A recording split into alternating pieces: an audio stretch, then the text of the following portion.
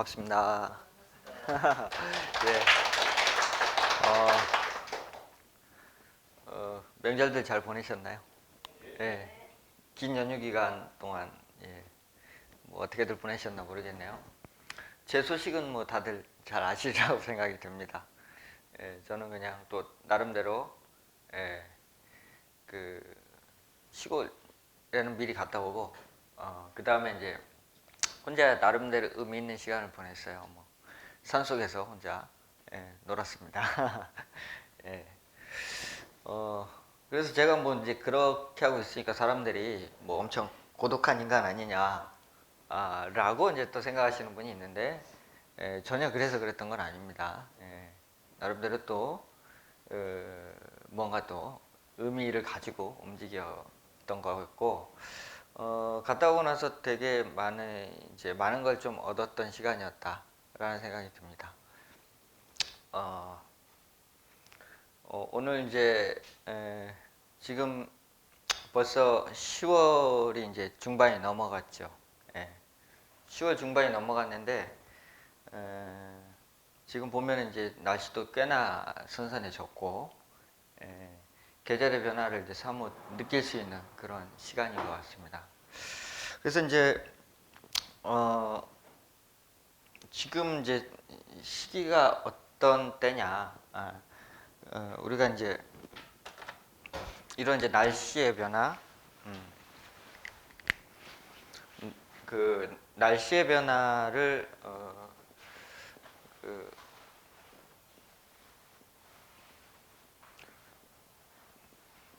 절기라고 하죠. 절기입니다. 날씨, 절기인데 요것을 이제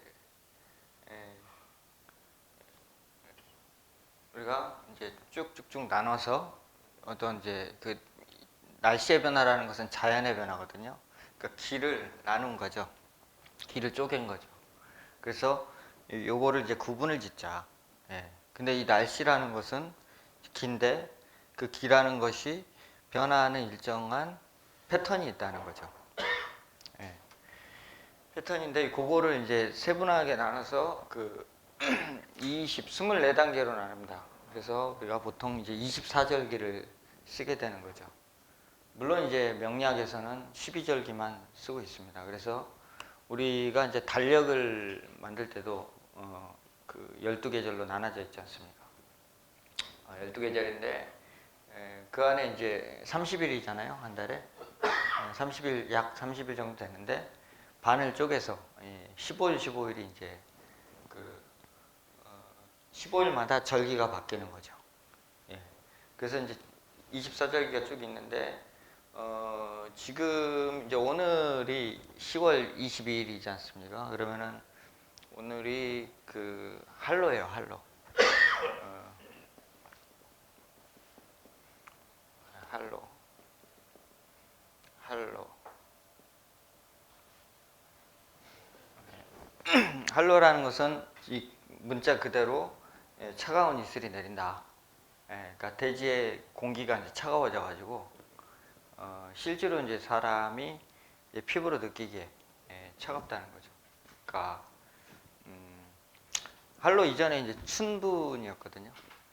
춘분은 이제 그 양보다 따뜻함보다는 차가움이 더 많아지고 그 다음에 이제 차가움이 많아지면은 만물은 이렇게 이제 음으로 수렴이 되고 뭉치는데 그것이 이제 그때가 이제 우리 한 추석 때쯤 되죠. 추석 때쯤 되면 이제 날씨가 밤 되면 이제 서늘해지기 시작해서 차가움을 느끼기 시작하는데 이제 한로가 되면은 그 차가움이 대지로 나와 있기 때문에 구체적으로 우리가 이제 느끼기 시작하는 거죠. 그리고 한로의 이제 대표적인 행위가 이제 추수를 거두기 시작한다는 거죠. 그러니까 이렇게 이제 이게 자연의 한 궤도라고 치면은 이쯤 이제 여기가 이제 추분점이고 여기가 춘분점이라고 보시면 돼요. 추분. 여기가 동지. 맨 들어보셨죠? 여기 하지입니다. 그래서 춘분부터 쭉쭉쭉쭉쭉쭉 늘어났던 양기가 예, 예,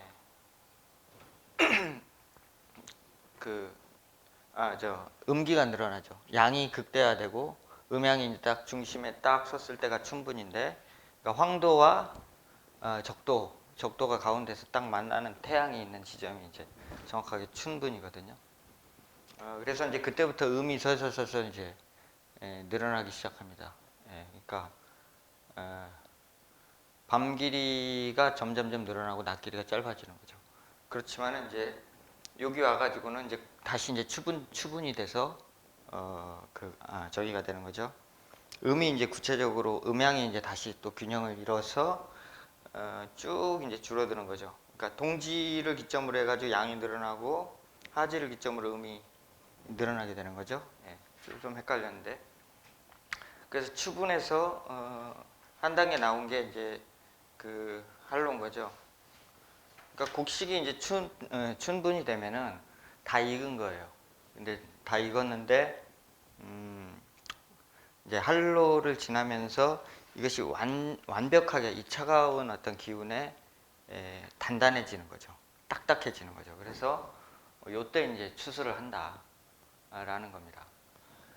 그래서 요게 이제 어떻게 해서 이렇게 구분을 짓느냐, 이걸 조금 더 구체적으로 얘기를 하면은, 우리가 절기라는 것은 기후죠, 기후.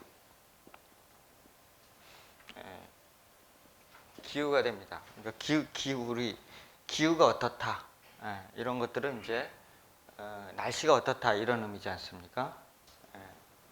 기후인데 이 후라는 개념 자체가 기의 변화를 말하는 거예요. 그러니까 만약에 이제 그 한로 같으면은 보통은 이제 그 초, 그 다음에 차, 그 다음에 말 이렇게 됩니다. 초, 중, 말 이렇게 보시면 돼요. 그러니까 보통 이것이 이제 15일씩 이렇게 구분이 되거든요. 15일, 15일이 아니죠. 15일이니까 5일씩이죠. 5일씩, 5일씩, 5일씩 이렇게 구분이 됩니다.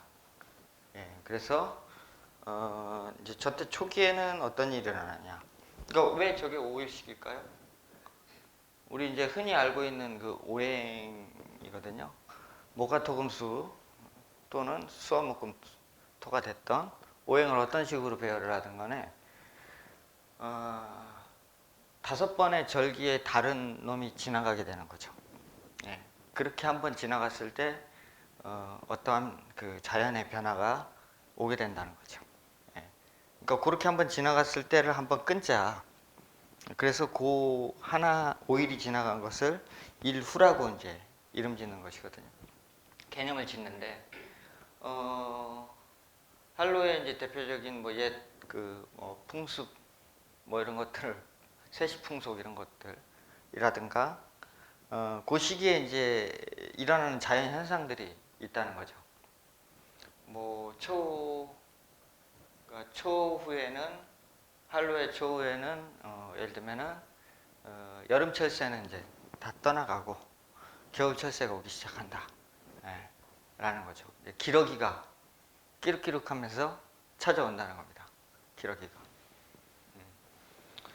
그 다음에 이제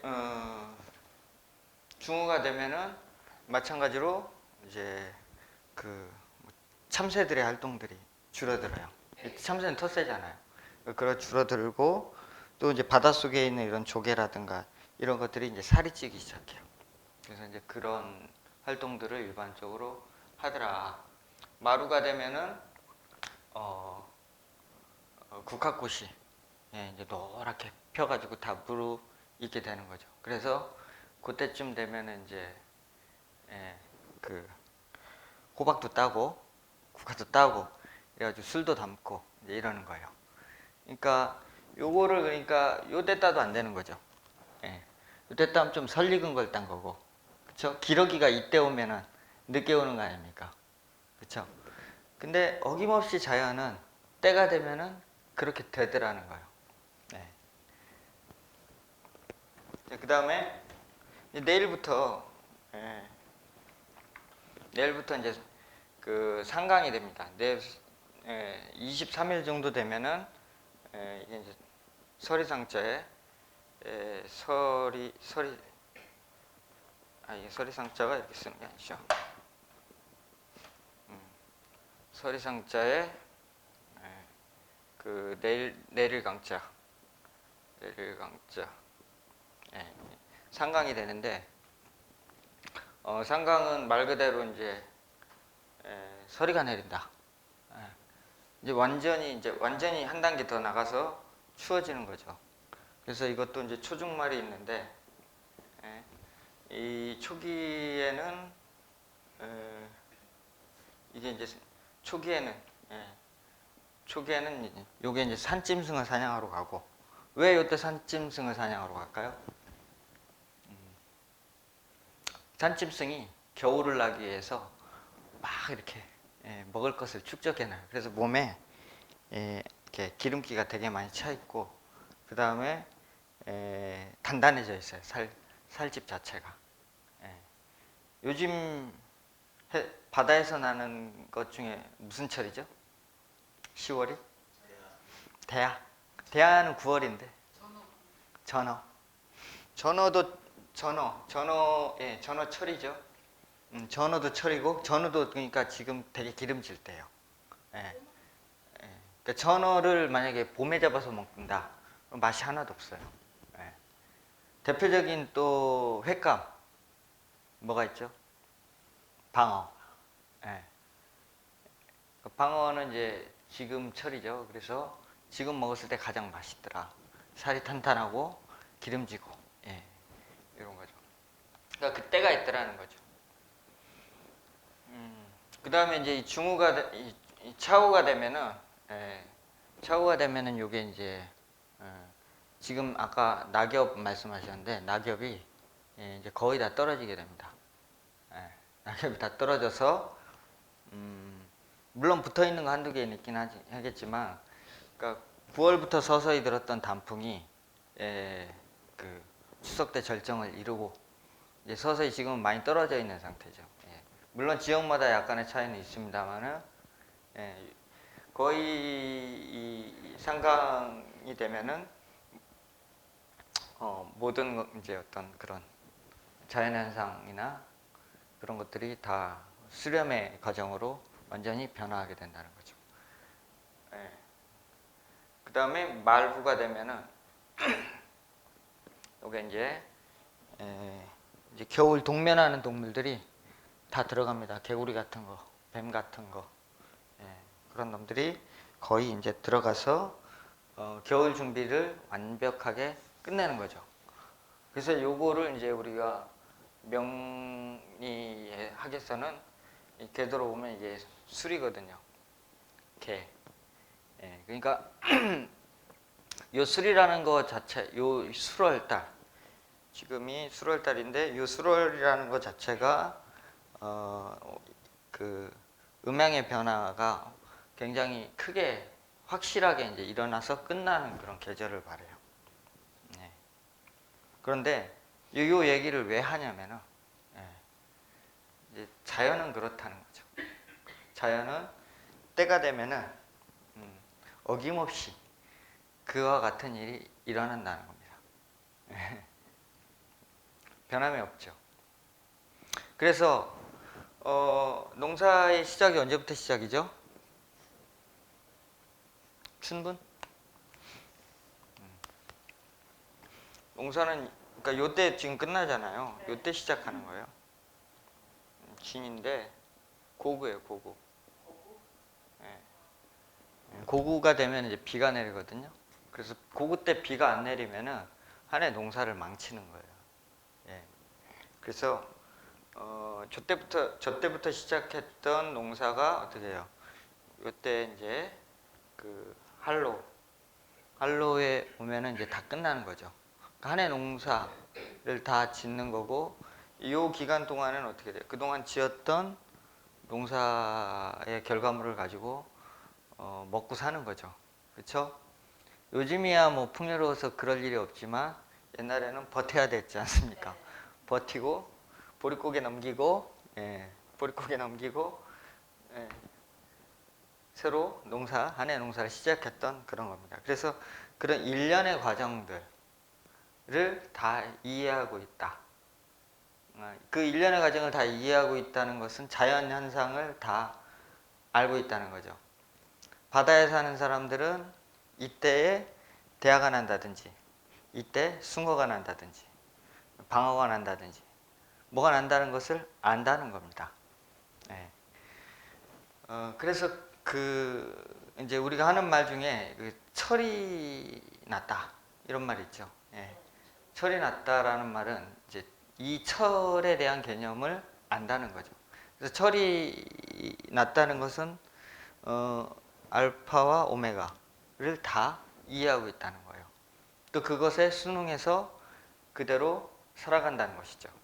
예. 그래서 철났다는 말은 그런 말이고 어른스러워졌다는 거죠, 한마디로 얘기해서. 어떻게 해요? 그러니까 지금 때가 이러한데 다시 농사를 짓겠다고 좀 더 지어보겠다고 쓸데없는 생각하는 사람은 철이 아직 없는 거죠. 예. 철을 모른다는 거죠, 한마디로 얘기해서. 그래서 사람의 어떤 그 삶은 그 때가 있더라. 예. 내가 아무리 하려고 해도 그 때가 아니면 그것은 나이가 많든 적든 간에 철없는 짓이라는 거죠. 예. 그래서 철이 많이 든다는 것은 작게는 이제 이런 자연의 현상부터 시작해서 크게는 대자연에 또는 생로병사에 우리 인생 전반에 걸친 그때 철 이것을 다 이해하고 있는 것을 말하는 거예요. 예. 그래서 그것을 이제 좀 더 헤아린다면 우리의 삶이 조금 더 지금의 현재를 살아가는 삶의 태도나 입장이 달라질 거라는 생각이 들어요. 지금이 왜 불만이냐 또 문제라고 생각하느냐는 것은 우리가 지금 처해 있는 현재 상황을 전체적 입장에다가 대입하지 못하기 때문에 지금을 이해하지 못하는 것이거든요. 지금의 내 수준은 여기 와 있는데 이제 벽시 뿌리하고 농사 지어야 되는데 결과를 다 거둔 사람의 마음으로 가 있으니까 불만인 거거든요. 그렇죠? 지금의 내 입장은 여기 와 있는데 이미 다 거뒀음에도 불구하고 더 거둬보려고 다시 뭔가 일을 벌리는 것 자체가 철이 없는 것이거든요. 이해하지 못하는 거죠. 삶 자체를. 또 어떻게 돼요? 때가 되면은 어떻게 해요? 여기서는 막 상승 발전을 하지만 이건 젊은 시절이죠. 젊은 시절에 상승 발전을 하지만 나이가 들면은 누구나 다 늙고 약해지고 병들고 그다음에 폭이 좁아지고 이게 이제 우리 삶의 그 법칙이라는 거죠. 때가 되면 죽죠. 그러니까 그걸 이해하는 거. 그리고 죽음도 우리 삶의 하나의 일부다 라는 것들 받아들일 수 있어야죠. 지금 멀쩡하니까. 근데 우리가 살아있는 게 어찌 보면은 기적이에요. 매일매일 기적이 일어나는 거예요.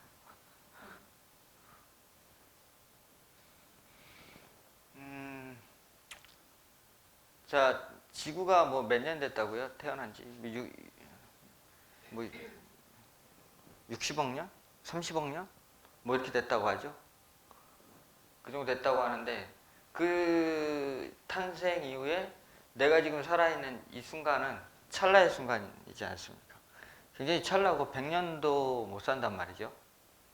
100년도 못 사는데도 불구하고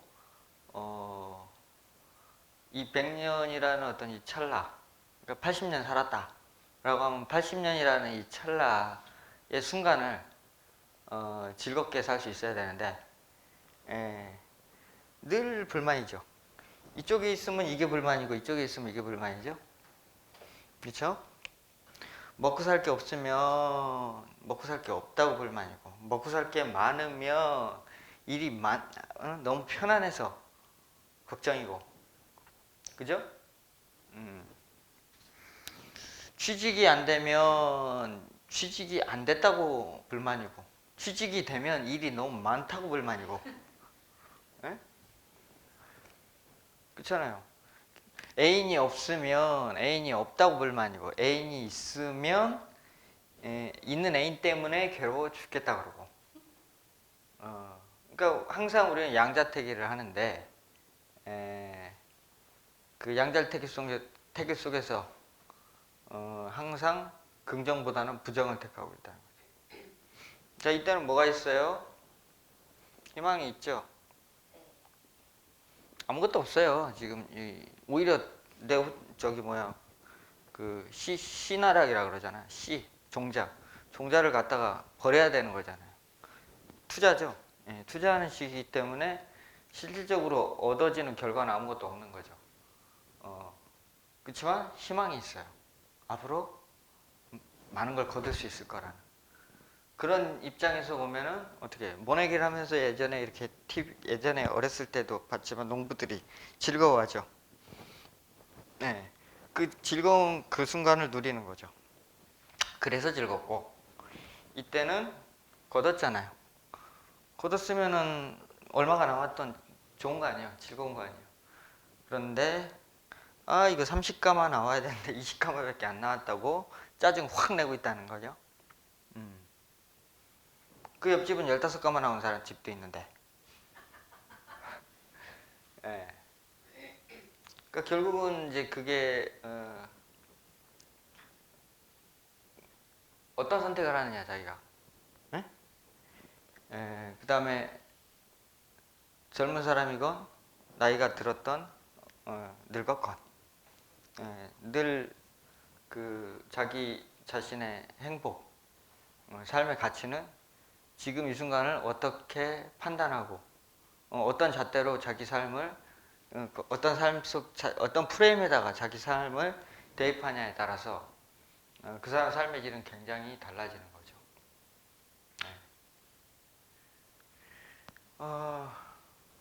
요즘 먹고 살기가 편한데 다들 더 괴롭다 그러죠. 자살률은 더 높아지고 살긴 더 힘들어졌다고 얘기를 합니다. 물론 이제 그게 이제 여러 가지 이제 사회학으로 풀어봤을 때 여러 가지 이제 문제 요소가 있으나 저의 이제 철학적인 관점으로 봤을 때는 한마디로 얘기해서 배가 불러서 그렇습니다. 배가 불러서 먹고 살기 힘들어 봐요.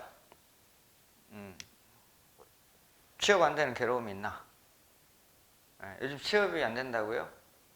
취업할 데가 없는 게 아니죠. 더 좋은 데 취직하려고 하니까 취업을 할 데가 없는 거죠. 네.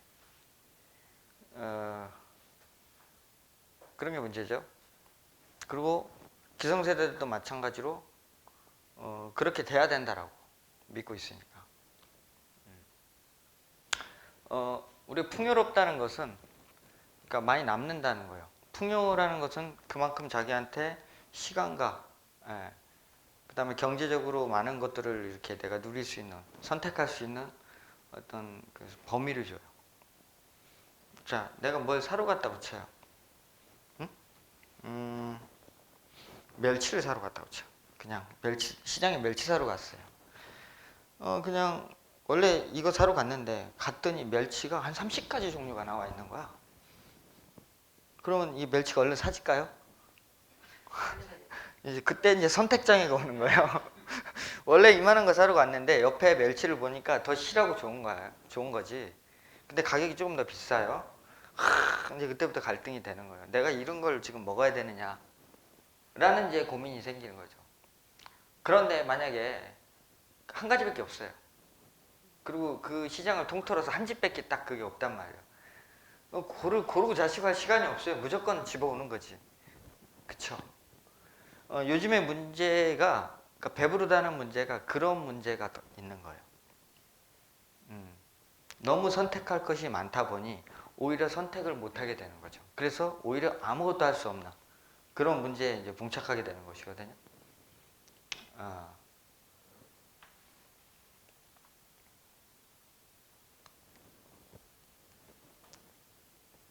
그래서 뭐 물론 이제 사람들 자기 각자의 나름대로 다 문제는 있겠습니다만, 제가 그 휴가 때 저도 이제 그 배부른 어떤 사람 중에 한 사람에 해당이 되니까, 배부르다는 건 뭐예요?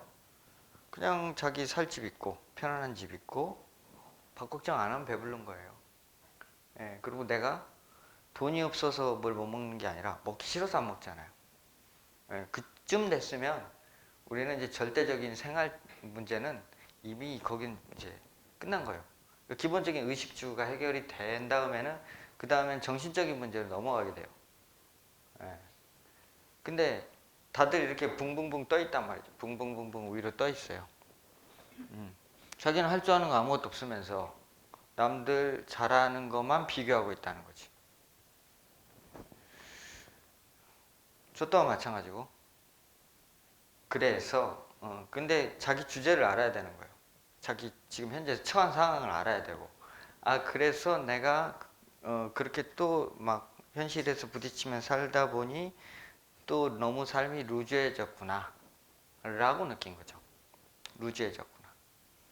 그래서 이렇게 모든 것이 위로 이렇게 솟구쳐 가지고 올라가 있을 때는 어떻게 해야 돼요?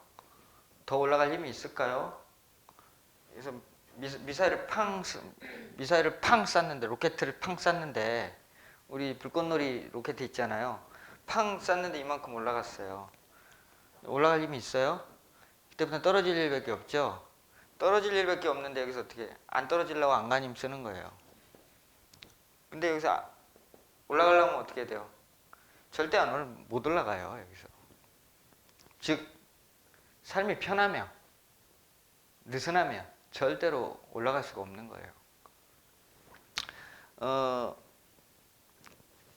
그래서 일부러 어떻게 돼요? 일부러 떨어뜨리는 거죠. 네. 그러니까 뭔가가 이제 되지 않고, 뭔가가 내가 에너지가 열심히 하고 싶은데 실제로 열심히 잘 안 되지 않습니까? 열심히 하기 위해서는 자신의 환경을 어떻게 돼요? 밑으로 뚝 떨어뜨릴 필요가 있다는 거죠. 그게 왜 필요하냐면, 우리 삶 속에서는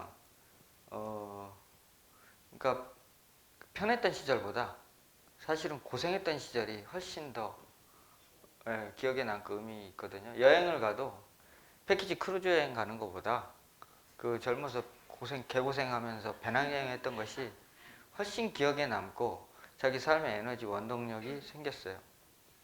저도 마찬가지로 수없이 여러 번 여기저기 여행을 물론 많이 가는 편은 아니지만 갔습니다만은, 제일 아직도 기억에 남는 거는 20살 때 그 강릉에서부터 강릉에서부터 여기 해안을 따라서 한번 여기 경주까지 가보자, 걸어서 이런 이제 계획을 짜고 한번 시도해 본 적이 있었어요. 물론 가다가 중간에 포기했습니다만은 그것도 땡 여름에, 예.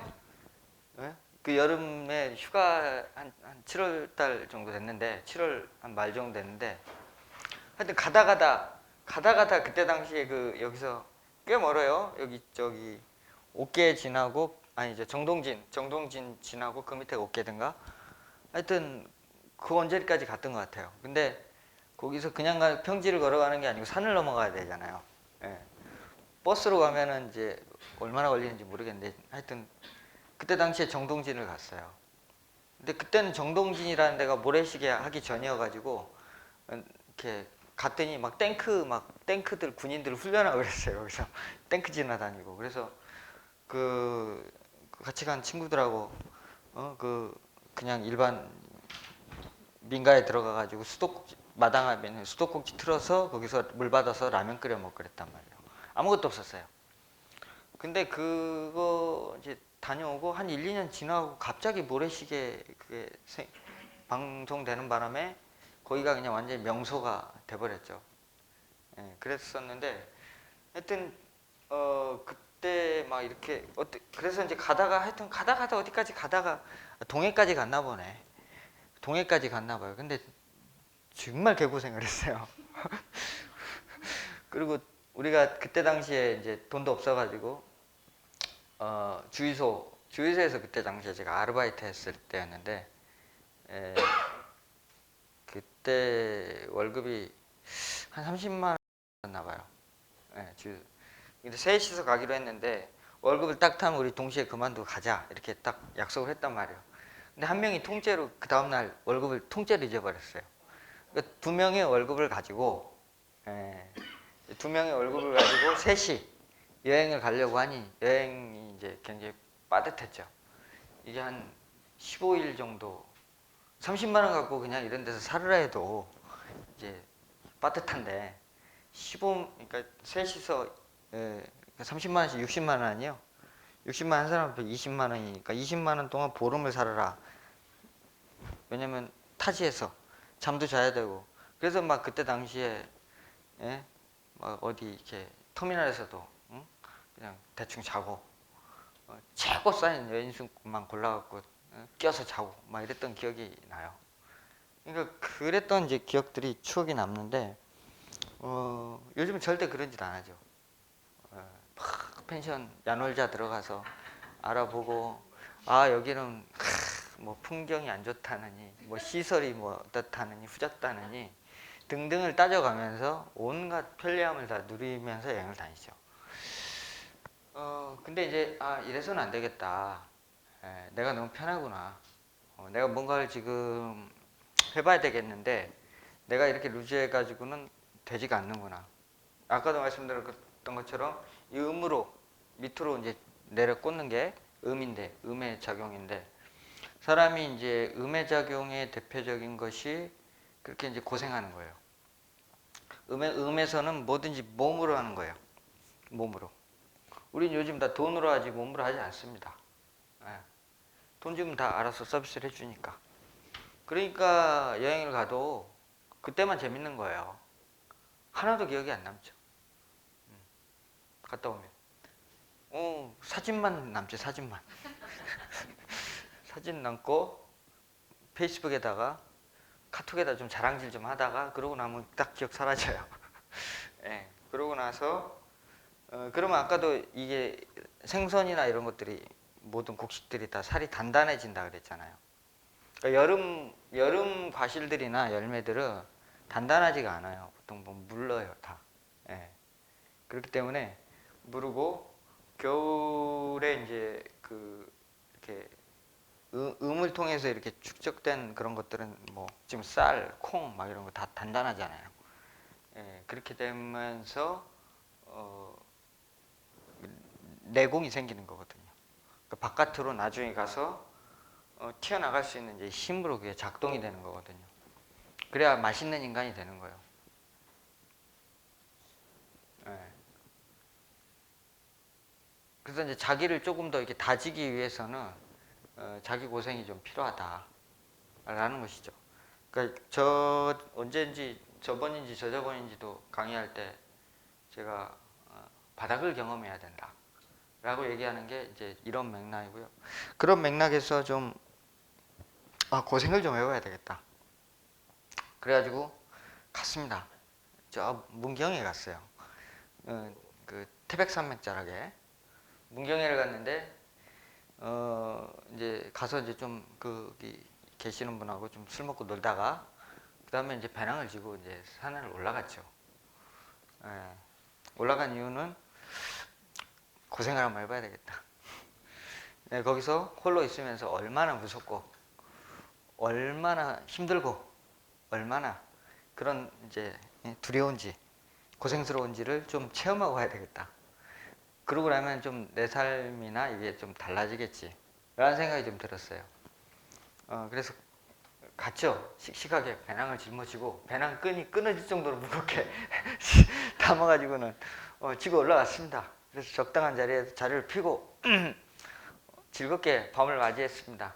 예, 그래서 좋았어요. 뭐 무섭진 않았어요.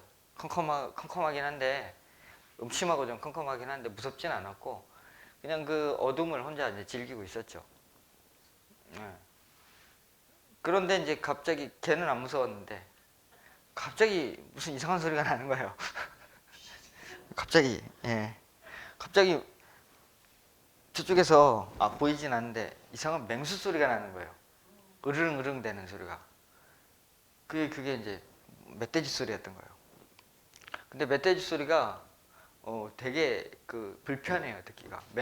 큰 멧돼지는 약간 숨 쉬는 소리가 막 이런 소리 나요. 그래가지고 그리고 그냥 막 걸어다녀도 얘는 숨 쉬는 소리가 되게 불편해요, 사람들 듣기에. 근데 그 밤에 이제 고요한데 그 소리가 얼마나 세게 들리겠어요. 저기 제 느낌으로는 처음에는 한 50m, 100m 안쪽이었을 것 같아요. 거기서부터 들리기 시작해가지고 점점 다가오는데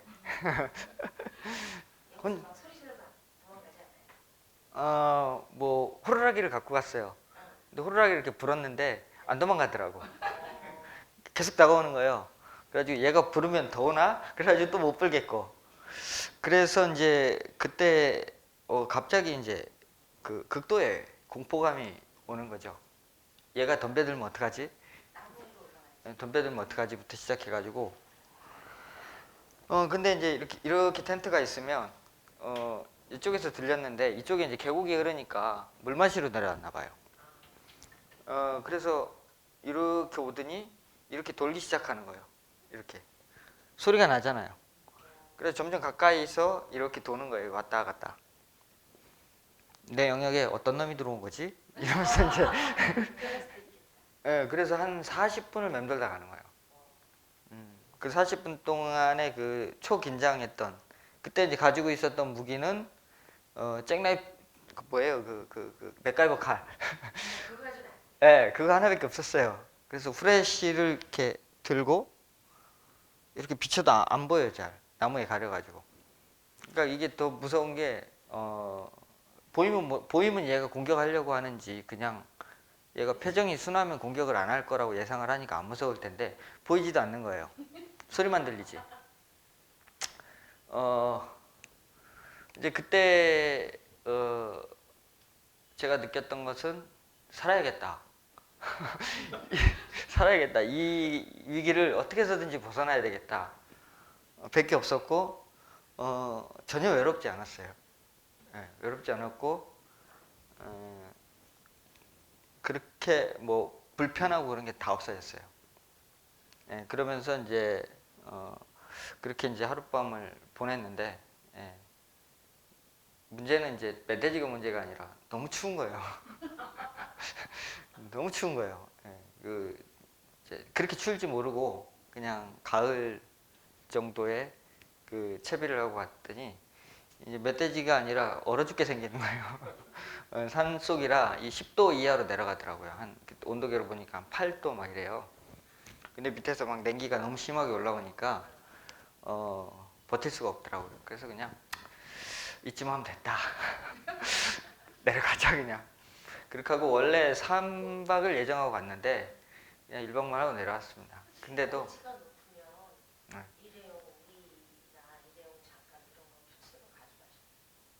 일회용 장갑이요? 왜요?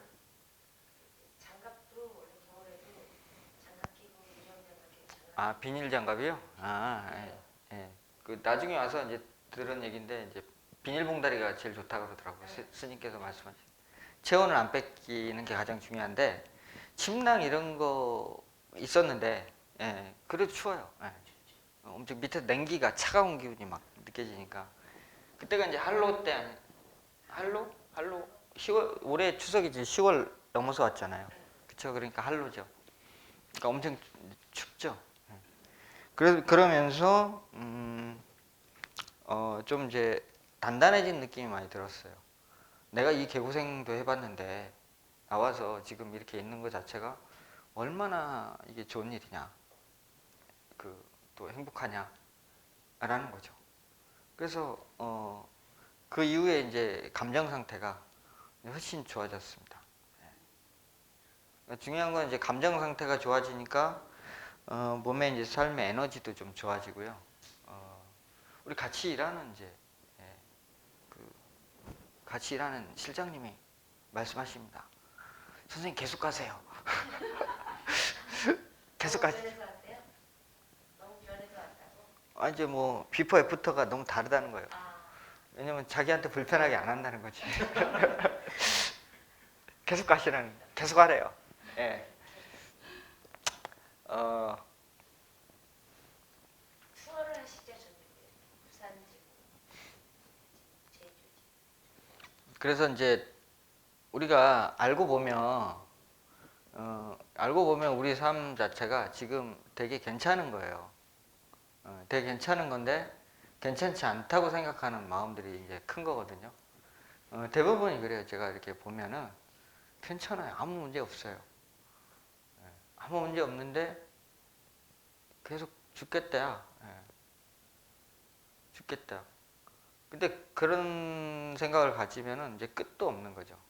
근데 그 생각이라는 것 자체가 한번 잘못되기 시작하면은 그건 부처님이 와도 이건 구할 길이 없는 거죠.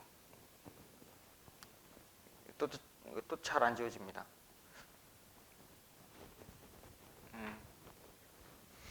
우리 생각이라는 것은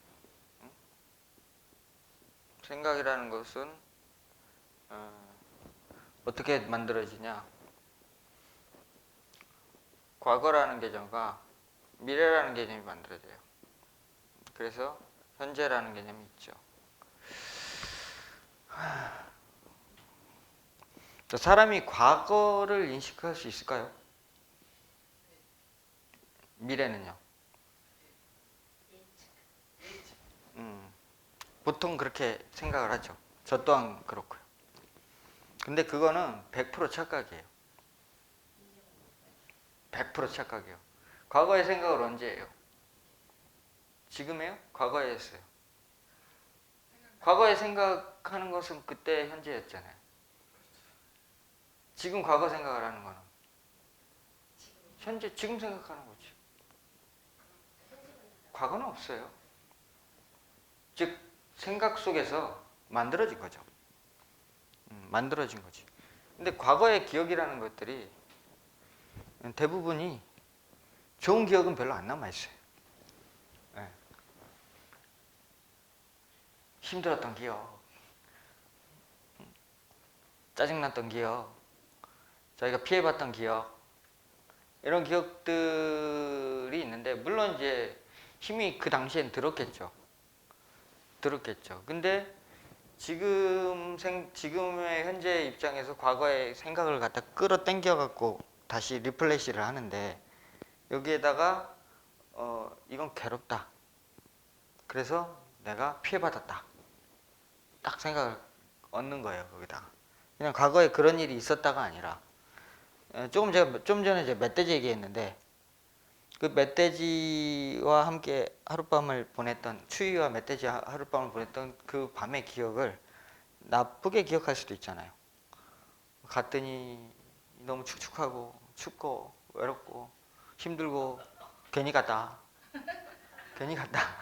이렇게 생각할 수도 있는 거 아니에요. 그러니까 그 어떻게 생각하느냐라니까요. 옛날에 뭐 엄마한테 혼났다, 응? 아버지한테 혼났다, 어땠다. 자, 그 기억이 분명히 그런 사실은 있죠. 사실은 있으나 내가 그것을 기억을 리플레시 할 때 보통은 여기에 이제 굉장히 부정적인 감정이 개입이 된다는 거죠. 보통 피해의식.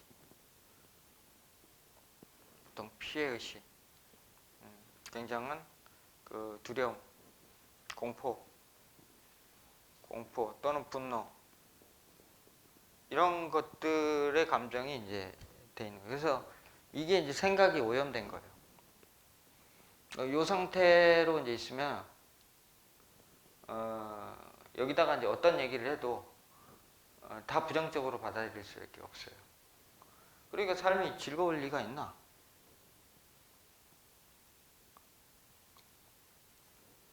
현재 상황에 괴롭히는 사람 아무도 없는데 괴롭대. 왜 괴로워요? 그냥 사는 게 힘들어요. 왜 힘들어요? 뭐 왜 힘들어? 누가 일 시켜? 아니요, 그게 아니고 그냥 저는 너무 외롭고요.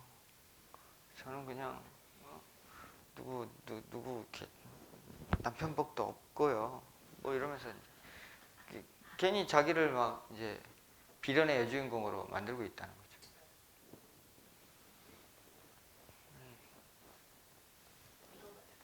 거죠. 그러니까 그 외로움이란 감정을 또 잘 생각해야 되는데 외로움이란 감정은 그러니까 내가 누군가에게 뭔가를 기대하고 있기 때문이에요. 기대치가 있으니까 누군가 와서 나한테 뭔가를 해주길 바라는데 내가 원하는 그 문제를 해결해 주길 바라는데 그걸 해결을 못하면 외로움이란 감정을 느껴요. 근데 누가 나한테 와서 뭘 해줘? 다들 바쁜데 자기 살기 바쁜데. 예. 그러니까 서로 공유할 수 있으면 좋죠. 근데 공유할 대상이 없으면 공유할 생각을 안 하면 되죠. 받을 생각을 안 하면 되지. 그러면은 즉시 외로움은 사라집니다. 그리고 그 멧돼지 속으로다 한번 넣어보면은 외로움 금방 사라집니다. 예. 그러니까 그 생각이 먹고 살기가 힘들면 외롭지도 않아요, 사람이. 왜냐하면 생존의 위기감을 느끼게 되거든요. 오늘 이거 벌어서 이거 팔아서 지금 애들 먹이고 우리 지금 식구 살아야 되는 그런 위기감에 몰려 있으면 그런 사람은 외롭지 않아요, 절대. 이제 먹고 살만하고 이제 경제 문제가 좀 안정이 되면 그때부터 슬슬 외로워져요. 예, 이상한 일이죠. 요즘 애들 스트레스 받는데 죽겠다. 물론 공감은 가요. 그러나 내가 볼 땐 그 또한 배불러서 하는 소리예요. 고생을 해봤어야지. 고생을 한 번도 안 해봤기 때문에 원래 삶의 틀이 그냥 기본 이만큼 돼 있는 거예요. 그러니까 이만큼 이하로 떨어지는 일은 안 하려고 그러잖아요. 할 수가 없지. 근데 처음부터 잘나가지고 공부 잘해서 자기가 높이 올라갈 수 있으면 모르겠지만 그 수준도 안 되면서 눈높이만 저기 높이 올라가 있는 거죠. 그걸 누가 만들었어요? 부모님들이 만들어놨어요. 그렇게. 나는 고생했으니 내 자식만은 고생을 안 시키겠다. 그거는 내 자식을 이제 미래에 불행해지라고 하는 어떤 선택이에요. 사랑했지만 진정으로 자식을 사랑하는 것이 아니죠. 그렇기 때문에 그 사람이 이제 삶의 그 경쟁력이 없어지고, 예? 그 다음에 자기가 자기 삶을 살아갈 수 있는 힘을 잃어버린다는 거죠. 대부분 보통 보면은 다 그런 건 아닙니다만은 부잣집 아들들, 예. 우리 어렸을 때도 부잣집은 있었잖아요. 부잣집 아들들이 그렇게 자라면 나이가 먹어도 벌써 보통 사람의 이성은 15살 이전에 다 정리가 되거든요. 그 사람의. 근데 그때 너무 이렇게 편안하게 살고 대우받고 자라면은 그게 평생 가는 거거든요. 형제도 없고 독자이면서 집에 좀 돈은 있고 절대 손에다가 그 물 안 묻히게 하고 더러운 거 못 묻히게 하고 이러면서 오냐오냐 키우잖아요. 그러면 나중에 가서 그대로 그 재산 물려받아서 살면 다행인데 어떻게 하다 망해버렸어요. 살다 보니까. 그러면 그 다음부터 그거를 헤쳐나갈 힘이 없는 거예요. 그 사람. 그러니까 나이대별로 이렇게 경험해야 되는 것들이 있는데 사람이 그때 그러니까 경험해야 되는 것들을 경험을 부모나 이런 사람들이 이제 다 맡게 되는 거죠.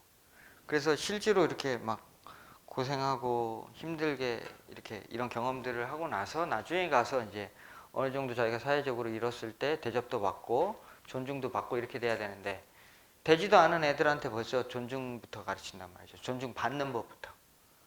그러니까 아무것도 안 됐는데 존중만 받으려고 하는 거예요. 대우받으려고 하는 거예요. 그러니까는 이제 이것도 아니고 저것도 아닌 그런 존재가 돼버리는 거죠. 그러니까 교육을 어떻게 시켜야 되느냐의 문제도 그러니까 부모님께서 잘 아셔야 예, 그렇게 해서 교육을 더 잘 시키실 수 있는 거라고 생각이 들어요. 그래서 이런 과거의 이제 부정적인 생각들, 기왕이면 이제 뭐 이런 게 없는 게 좋죠. 이런 것들은 보통 환경에서 오거든요. 자기가 어떤 환경을 만나느냐에 따라서 이거를 이제 멀쩡했던 애도 뭐 나쁜 환경 속에서 자라면 부정적인 감정이 키워질 수밖에 없는 건 사실이에요. 예. 그리고 미래라는 것은 그냥 그 두려움을 만들어내요.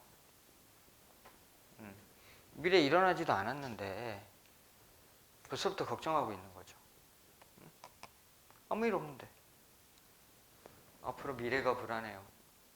대부분 그렇죠. 미래가 불안해. 미래 없어요. 이 순간 여기서 나가다가 죽을지 어떻게 알아? 심장 안 뛰면 죽는데. 그렇잖아요. 그 심장 안 뛰는 그 순간에 자기가 인식할 수 있을까요? 없어요. 정신 나가버려요. 생각성은 존재한다. 그러므로 우리는 전체적인 삶이라는 어떤 틀로 봤을 때 우리가 볼 때는 긴 것 같지만 정말 찰나의 순간을 사는 사람들이고, 그 찰나의 순간을 어떻게 살아야 조금 더 내가 값지고 행복하고 의미 있게 살아가는지 자기 자신에 대해서 점검해야 된다라는 얘기죠. 그렇게 살았을 때 찰나의 순간일지라도 내가 왜 태어났고 무조건 돈을 벌기 위해서 달려가는 것이 아니라 어떻게 해서 돈을 벌 것인지, 또 돈을 벌어서 어떻게 살 것인지에 대한 자기만의 의미가 있어야 그 삶이 의미가 있는 거지. 그런 어떤 전체적인 어떤 인생이라는 것들을 개념하지 않고 무작정 시키는 대로만 하고 살았을 때는 남들 하는 대로만 따라하고, 남들 다 그렇게 하니까 나도 그렇게 하지 라고 살았을 때는 자기 삶의 의미가 굉장히 거기에 묻혀서 퇴색되게 되는 거죠. 네. 그게 재미없어요, 삶 자체가. 왜냐면 내가 좋아하는 게 아니거든. 세상 사람들이 좋아하는 일을 보통은 선택하고 있더라고요. 그래서 거기에 묻혀서 살아가다 보니 괴로운 거죠. 보편적인 질서지 내 개인의 질서는 아니죠. 세상 질서가. 그러니까 자기만의 질서를 찾으셔야 된다 라는 거죠. 그래야 좋은 거죠. 그럼 자기만의 질서는 뭐냐? 도대체 자기만의 질서는 자기가 좋아하는 게 자기만의 질서예요. 재밌어야 돼요, 사는 거. 좋아하는 일 해야 돼요. 네. 좋아하는 일을 하면서 그걸 어떻게 하면 더 잘할지를 연구해야 돼요. 좋아하는 일은 제껴놓고 돈 되는 일부터 찾으니까. 그러니까 그러니까 자기 좀 자유로움을 추구하는 사람이 돈 많이 준다고 좋은 회사 들어가는 것은 좋은 선택이 아니라는 거지. 그리고 공부에 원래 소질 없는 애들이 있어요. 저처럼. 저는 학교 공부는 진짜 소질이 없는 사람이에요. 이제 이런 공부는 소질이 좀 있는 것 같아요. 이런 공부는 제가 해서 한 게 아니라 살면서 그냥 알아진 거예요. 관심이 있으니까. 재밌어요. 이렇게 이제 왜 저 낙엽이 떨어지지? 낙엽은 왜 하필 이때 떨어질까? 떨어지면 어떻게 되는 거지? 뭐 이런 이제 쓸데없는, 남들이 볼 때 쓸데없는 생각, 그런 것들에 관심을 갖게 된 건데, 그러니까 저는 벌써 20살 때부터 무슨 생각을 하냐면 이렇게 보니까 사람들이 죽잖아요. 노인들이. 젊은 사람도 가끔 사고 나서 죽고. 근데 뭐 진시황 얘기를 들어도 그 사람도 뭐 살라고 엄청 노력했다는데 일찍 죽었다 그러고. 세상 모든 사람들 다 죽잖아요. 그러면 20살 때 그런 생각을 한 거지. 그럼 나도 죽는다는 거 아니야? 난 죽기 싫은데. 그러니까 죽는다는 생각을 하니까 너무 끔찍한 거예요. 두렵고. 도대체 이 문제를 어떻게 해야 되나? 라는 생각을 20살 때부터 했어요. 이상한 놈이죠. 예. 그래서 그 문제를 그러니까 해결하지를 못했어요. 계속. 그러면서 이제 그런 생각들 자체가 이 세상 질서에서는 도대체 그 해답을 얻을 수가 없잖아요. 도대체 나는 뭔가? 왜 태어났나? 우리 부모님 왜 나를 낳았어? 그러면서 부모님 원망을 하고 이렇게 되는 거지. 부모님이 뭔 죄가 있어요? 두 분 좋아서 그냥 있다 보니까 제가 생긴 거지. 근데 그러면서 결국은 이제 죽음이라는 것은 죽음이라는 의미에 대한 통찰까지 이제 서서히 생기기 시작한 거죠. 물론 그건 시간이 되게 많이 오래 지나고 나서 40대가 넘고 나서 든 생각입니다만은 삶은 죽음이 있어서 의미가 있다라는 거죠. 죽음이 없다면 내 삶 자체는 사실상 의미가 없는 거죠. 1000년, 만년, 10만 년 돼도 안 죽는다고 쳐봐요. 지금 내가 뭐 좀 생기고 뭘 하는 게 무슨 의미가 있어요? 아무 의미 없어요. 아니 안 먹어도 안 죽을 텐데 일을 왜 해? 그렇잖아. 안 죽는데. 저 인간 500년 지나서 만났는데 또 살아있네 아직도. 지겨워 아주 지겨워. 사랑도 어떻게 돼요? 때가 있으니까 즐거운 거예요. 그쵸? 그 시기를 지나면은 그만큼 할 수가 없잖아요. 그래서 그때 그거 하는 것이 재밌을 수가 있는 거죠. 인생도 죽음이라는 게 있으니까 살아있음이 즐거울 수 있고 감사할 수 있는 거예요. 네. 그런 의미에서 본다면 죽음이라는 것은 인간한테 있어서 대단한 신의 선물일 수도 있는 거죠. 죽음을 그러니까 나쁘게만 받아들일 문제만은 아닌 거예요. 그렇죠? 그리고 죽음은 여러 가지 다양한 종류의 죽음이 있죠. 첫째는 자신의 죽음, 둘째는 나하고 아무 상관없는 옆집 지나가는 할아버지의 죽음, 제3자의 죽음, 세 번째는 아주 가까운 사람의 죽음. 세 가지의 종류의 죽음이 있어요. 그래서 실제로 그 중에 가장 고통스러운 거는 가까운 사람의 죽음이란 말이죠. 자신의 죽음보다 더 고통스러운 게 가까운 사람의 죽음. 물론 자신이 죽을 때도 되게 고통스럽죠. 근데 그거는 이제 몸이 고통을 많이 받고 사랑하는 가까운 가족들의 죽음은 정신적인 고통이 굉장히 오랫동안 지속이 되기 때문에 그게 이제 일반적인 관점으로 봤을 땐 그 고통이 가장 크더라는 거죠. 저기 지금 우리 뭐 시리아에서 미군이 폭격해가지고 민간인이 뭐 50명이 죽었대. 슬퍼요? 죽었나 보다. 그냥 그렇지. 그러니까 그런 거에 대해서는 사람이 이제 전혀 슬프지가 않은 거예요. 개념이 없는 거지. 그러니까 결국 그건 무슨 문제예요? 어떤 거기에 이제 감정이 개입돼 있다는 거죠. 어떤 감정이 개입됐느냐. 근데 이제 사실은 철학적으로 보면 모든 죽음은 똑같아요. 모든 죽음은 똑같지만 우리는 철학적이지가 않다 보니 너의 죽음과 나의 죽음, 제3자의 죽음을 구분하며 살아갈 수밖에 없다는 거죠. 네. 하여튼 뭔 얘기하다 여기까지 왔나? 예? 생각이 현재 있고 과거는 지나가게 미래도 없지. 강빈 거기까지 가셨죠. 계속 그래서 이런 이제 이게 전반적인 얘기가 뭐냐면 그러니까 이게 이제 기억이거든요. 과거나 현재. 과거의 경험에 빗대어서 미래를 추상적으로 상상해내는 그런 생각들인데 이 생각에 대한 이게 오류예요, 오류. 인간은 오류를 범하는 동물들이에요. 유일하게 모든 생물 중에 인간만이 소우주라 그러죠. 그래서 뭐 되게 우주가 내 안에 들어와 있다 이래서 위대한 존재로 지금 치부하잖아요.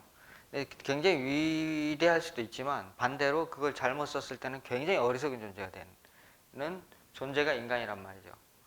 그래서 그것을 자기가 공부를 하고 이제 성숙이 되고 성장이 됐을 때 비로소 인간 나와지는 거예요. 사람 나와지는 거죠. 사람이 사람답지 못하다는 것은 어떻게 돼요? 어떤 걸 말해요? 그때 그렇게 해야 되는데 그렇게 하지 않으면 사람답지 않은 거예요. 예. 쓸데없는 생각에, 이 문제는 이거라니까. 쓸데없는 생각에 젖어서, 예. 자기가 옛날에 저 사람한테 어떻게 됐으니까 저 사람이 지금 물에 빠졌는데도 안 도와줘. 사람답지 않은 거지. 예. 예, 입장 바꿔서 생각하면 전혀 그런 입장이 아니겠죠. 사람이 사람다우려면 이런 생각의 오류를, 자기가 오류가 있음을 인지를 하고요. 그거에 대해서 계속 고쳐나가야 된다는 거죠. 그래서 그런 의미에서 요 이제 모든 성인들, 부처님의 말씀이 됐건 예수님 말씀이 됐건 누가 됐건 요 생각의 오류를 고쳐라. 이 고치라는 것은 그냥 이 잘못됐다는 거지. 이런 생각들이 다 가짜라는 거지. 가짜. 지가 그냥 스스로 만들어낸 생각이라는 거죠. 그리고 여기에서 이제 자연스럽게 감정이잖아요. 이런 감정들이 올라오는데 이 감정들은 다 내가 임의로 만들어낸 것이다라는 걸 알아야 된다는 거예요. 감정이, 그리고 뭐 공부했다고 해서 감정이 안 생기는 거 아닙니다. 예? 감정이 없다고 생각해요, 사람들은. 뭐 명상하고 뭐 깨달았다 그러고 마음 공부하고 이러신 분들 보면은 감정이 없다고 생각해요. 사람은 그냥 감정이 들게 돼 있어요. 자기한테 잘하면 그냥 즐겁고 자기한테 못하면 그냥 꼴보기 싫고 이렇게 되게 돼 있어요. 그 다음에 멋있는 남자 보면 갑자기 눈이 반짝반짝하게 돼 있고 그이의 품에 좀 한번 안겨봤으면 소원이었겠다 막 이런 생각 들 수도 있어요. 네, 들 수도 있지만 그건 그냥 감정일 뿐인 거예요. 그래서 우리가 감정적이다 라고 얘기하는 거 있죠. 감정적이다. 감정에 그러니까 완전히 매몰된 상태를 감정적이라고 표현하는 거거든요. 감정은 드는데 그냥 그런 감정이 드는구나 라고 하면서 그 감정을 그냥 내버려 둘 수 있으면 되는 거죠. 감정이 안 든다는 게 아니에요. 누가 뭐라고 하면 기분 이렇게 욱하고 올라올 수 있어요. 근데 거기에 그냥 이건 내가 일어나는 감정이지.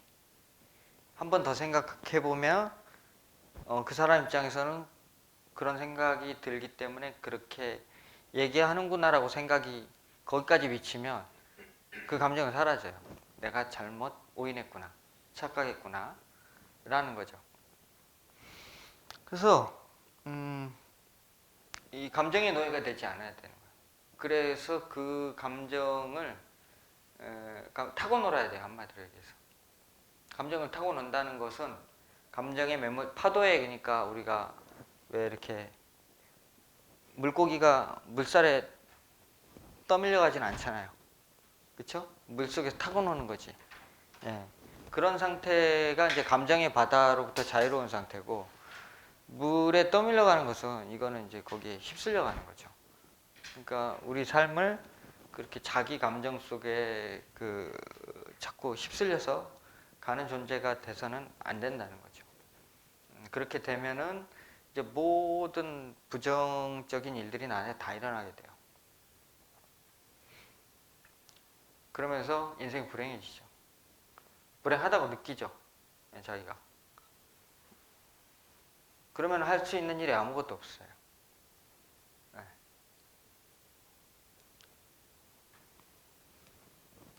그렇게 몇십 년을 살아야 될 이유가 있나요? 힘 빠지면 그때 돼서 근데 힘 빠져도 그렇게 안 돼요, 사람이. 보통 보면 죽는 그 순간까지 몰라요. 자기가 감정에 매몰돼서 그렇게 살아가고 있다는 것 자체를 모르고 살다가 죽는 겁니다. 예. 그래서 이제 이런 상태가 되면은 보통 어떤 상태가 되냐, 이 오류가 없어지면은 거기에 반응을 안 해야 됩니다. 근데 이제 자꾸 반응이 되니까 명상을 하는 거예요. 자기 마음을 이게 인생의 찌꺼기들이에요. 이런 것들이. 응? 살아온 날에 대한 찌꺼기란 말이죠. 그 찌꺼기를 계속 안고 사는 거죠. 그걸 가져야 될 이유가 하나도 없는 거죠. 예. 여기에서는 뭐가 돼야 되느냐? 이 오류를 없애려면 방법을 알려드릴게요. 무조건 예스맨이 되면 됩니다. 예스맨. 자, 예스맨이라는 게 뭐냐? 그냥 현재 나한테 일어나는 일들을 모든 것들을 다 예스 하는 거예요. 오케이? 받아들이는 거죠. 그 상태가 되면은 더 이상 내 마음 안에서 부정적인 감정이 일어나지가 않아요. 예스. 예스를 넘어서 고맙다. 뒤집어서 생각해 보면 고마운 일이에요. 그렇잖아요. 항상 어떤 일이라는 것은 부정과 긍정의 양면을 갖고 다녀요. 사랑은 뭐의 씨앗? 눈물의 씨앗이라고 그러잖아요. 항상 두 개 같이 갖고 다니는 거라니까요. 그러니까 사랑을 시작하는 순간부터 눈물 흘릴 각오를 하면서 시작하면 돼요. 그러면 사랑을 해도 문제가 없어요. 원래 눈물의 씨앗이니까. 그죠? 네. 그러니까 뭔가를 내가 한다, 취한다. 대부분은 다 긍정적인 것만 바라보고 하죠. 네. 취직을 한다. 돈 벌 생각만 하죠. 네. 거기 가서 개고생할 생각은 왜 안 해? 가서 스트레스 받을 생각은 왜 안 하고? 이제 많이 해본 분들은 알죠. 네. 많이 해본 분들, 아유, 하면 아유, 보통 일이 아니야. 이러면서 돈 줘도 안 하죠. 네. 그러니까 그게 따라다닌단 말이에요, 뭐든지. 그래서 그 따라다니는지를 알고 그걸 충분히 내가 그 부정적인 상황도 부정이라고 느끼는 상황도 받아들일 각오가 돼 있으면 하면 돼요.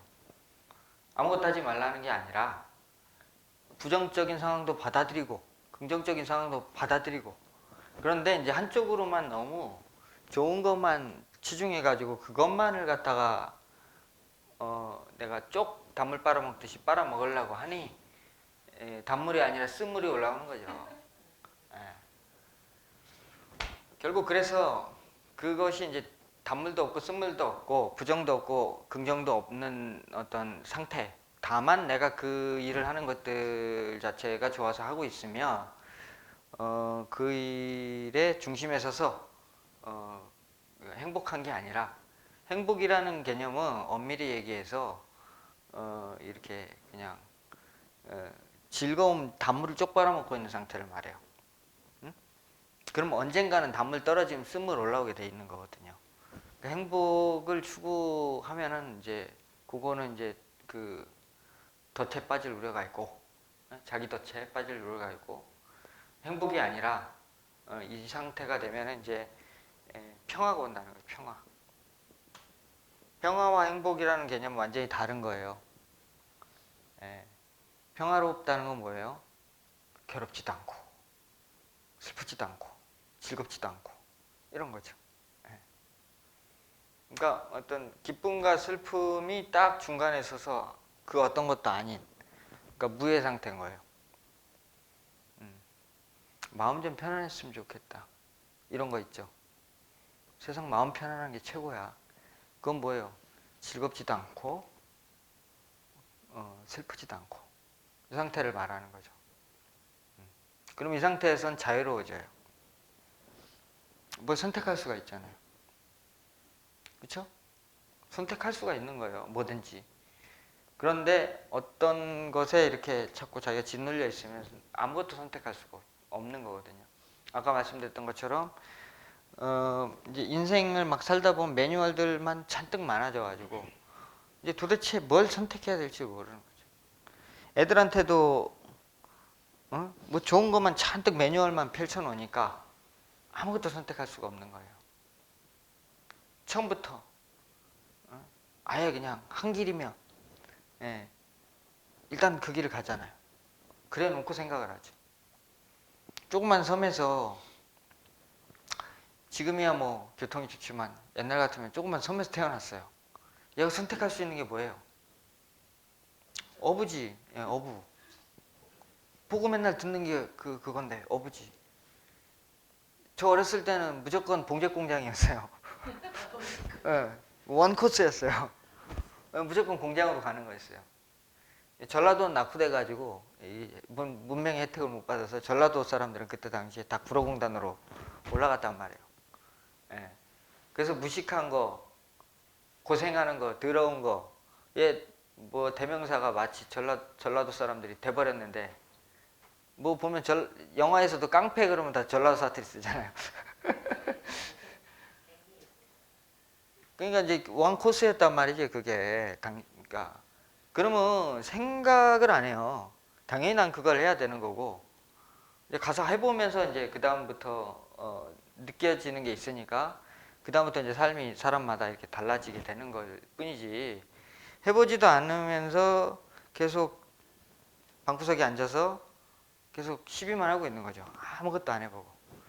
하다못해 요즘은 뭐 알바도 많잖아요. 저는 그때 알바하고 싶어도 할 데가 없어요. 옛날에.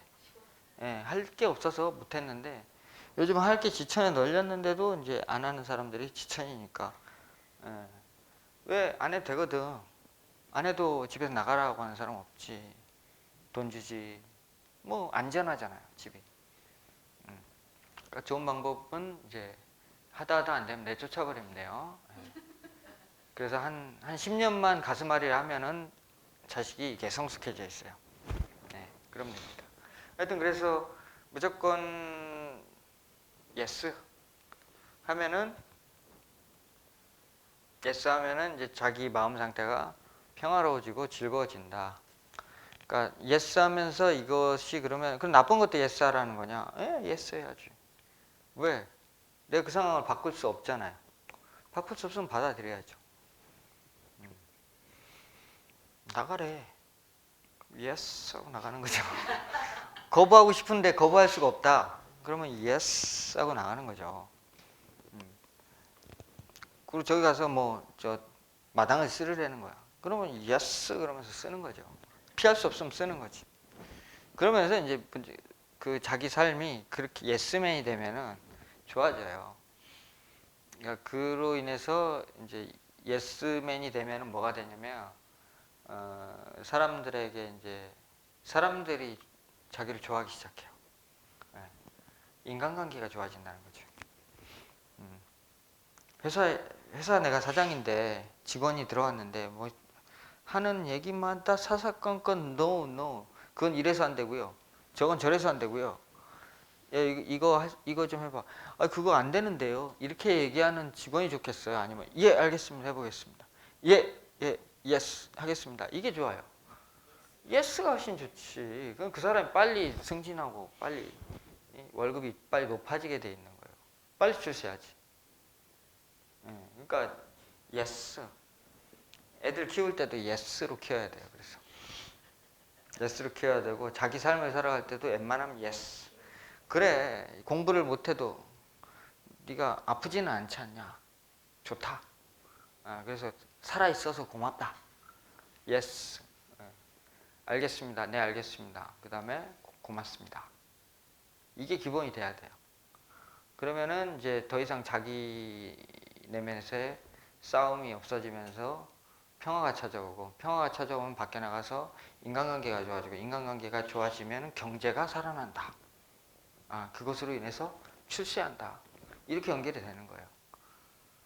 그런데 이런 기본적인 것들은 안 돼 있으면서 맨날 얼굴은 똥 씹은 얼굴을 하고 있고, 세상은 이게 문제고 저게 문제고,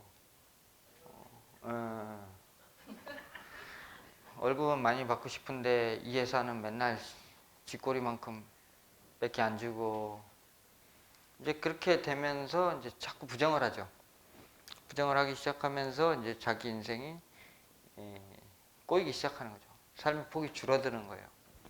그래서 아까 처음에 이제 자연 얘기 이렇게 했는데, 이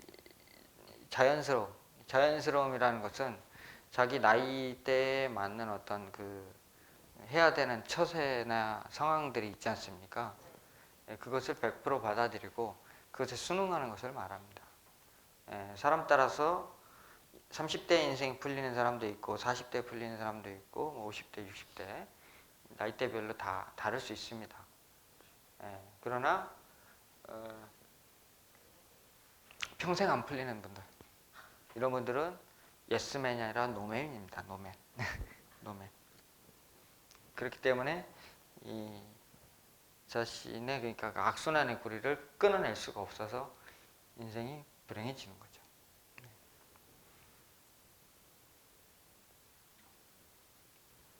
자, 뭐 질문이나 뭐 아니면 어떤 의견이나 주시면은 해볼게요. 그러니까 오늘은 그냥 2부는 그냥 모여서 얘기하는 걸로 하고요. 강의 1부만 할게요. 그러니까 뭐 할 말씀 있으시면 지금 하시면은 좋겠습니다. 그 인생의 흐름이 이제 이렇게 승분해서 이렇게 가는 게 이제 그 순행인데 네. 만약에 대운의 역행이 되는 그런 이제 흐름의 관점에서는 어떻게 그 사주학적 관점이 이건 아니죠. 대운 역행 간다고 갑자기 애기가 되는 건 아니잖아요. 그 명리학은 그냥 명리학인 거고요. 인생은 다 이렇게 똑바로 가죠. 똑바로 가는데 이제 명리학에서 그 사람이 이제 뭐 남잔데 음의 기운을 갖고 타고났으면 대운 그 사람의 삶의 어떤 그 패턴이 순행의 방식을 따라가는 게 아니고 역행의 방식을 따라간다는 거죠. 보통 음료수 먹고 그러니까 밥 먹고 음료수 먹냐, 음료수 먹고 밥 먹냐, 이게 다른 거죠. 아이스크림 먼저 먹고 식사하느냐, 식사하고 아이스크림 먹느냐, 다를 수 있는 거죠. 우리나라 풍습은 술 먹기 전에 일단 속을 먼저 채워놓고 이러고 그 다음에 술을 먹어야 된다 이런 문화인데 유럽은 안 그렇잖아요. 빈속에 일단 한 잔 찌끄리고 딱 찌끄리면 이게 술 기운이 확 돌죠. 그 상태에서 이제 뭘 이렇게 먹어요. 그러면 혈액순환이 더 잘 돼서 또 좋은 게 있나 봅니다. 그러니까 그러니까 앞뒤 삶의 어떤 그 살아가는 방식 자체가 다르다는 얘기지. 여기다가 지금 명리학 얘기를 하는 건 아니니까 그건 좀 다를 수 있습니다. 저기요. 그러면 그 왜 애들을 키우다 보면 그 다른 사람들의 그 자식을 키우는 걸 보고 저 사람은 저렇게 살았으니까 저렇게 될 수밖에 없어. 라는 그런 것들이 보이잖아 세상 사람들. 네. 우리 애는 아니 적어도 나는 그렇게 살지 말아야지 하는 그런 생각이 있잖아요. 그러면서 그게 이제 과거의 생각과 그 앞에 보이는 그것을 미래에 지친 걸로 삼잖아요. 방향으로. 저렇게 살지 말아야 된다는 거에 구체적으로 예를 들면 그러니까 뭐 너무 게으르게 삶을 살았다는. 그러니까 지금 상태가 너무 나태한데 네. 그걸 내버려 뒀다. 예를 들어서 예. 그래도 예스냐 이거죠. 그 게을렀던 사람은 몇 살이었죠? 지금 제가 이제 그거는 40대 50대 돼서 그런 사람을 말하는 거 아닌가요? 아니고요. 이제 요새 애들은 왜 자기 방에 들어가고 네. 게임이나 하고 게임하죠. 그러면 밖에 나가지를 않고 네. 그런 생활을 하잖아요. 우리들이 봤을 때 우리 세대 사람들이 봤을 때 이해가 안 되고 왜 저러고 살까? 갈 데가 없지 않습니까? 할 데가 없게 누가 만들었어요?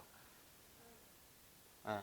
이 사회가 만들었고 부모는 그 틀에다가 가뒀고 그러니까 할 게 뭐 있어요? 게임밖에 더 있어요. 그리고 어렸을 땐 당연히 게으르죠. 어려서 부지런한 애가 뭐 얼마나 당연한 거죠. 그렇지 않아요? 하는 게 아니라 이제 옆에 계신 아드님들 할 거 없지 아니에요? 아니면 다행인데 절대 아니에요. 아닌데 원래 잠 많아요. 젊으면. 저도 잠 무지하게 많고요. 사람 따라서 또 그 잠이 많은 사람이 원래 있고 체질적으로 네. 없는 사람이 있죠. 그럼 부지런하다고 부자 되나요? 그건 아니죠. 부지런하다고 부자 되면 약수터 할아버지들이 최고 부자죠, 대한민국. 그러니까 물론 기본적인 그러니까 이거예요. 인생은 타이밍이고요. 그러니까 기회고요. 그 기회를 어떻게 만들어가느냐의 문제가 더 큰 거지. 그 나이대별로 그러니까 저는 그렇게 생각해요. 요즘 애들 보면은 불쌍해요. 그러니까 애들 때는 뭐 하고 놀아야 돼요? 뭐 해야 돼? 그냥 뛰어놀아야 돼요. 뛰어놀아야 되는데 지금 못 놀게 하잖아요. 어른들이. 뭘 생각하고 있어요? 이거 생각하고 있죠. 저 이렇게 살았습니다. 공부도 안 하고요. 그 맨날 저 고기나 잡으러 다니고요. 고기나 잡으러 다니고 뱀 잡으러 다니고 막 이렇게 개구리 잡으러 다니고 그렇게 살았습니다. 그 시절에는 스마트폰이 없었잖아요. 그렇죠. 당연히 이제 그렇게 살면 못 살아야 되잖아요. 그러니까 스마트폰 없었고 아무것도 없었으니 못 살아야 되잖아요. 예.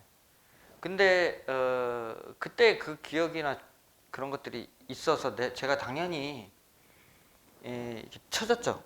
예. 처지니까 무슨 생각 들어요? 더 이상 이렇게 살고 싶지 않다.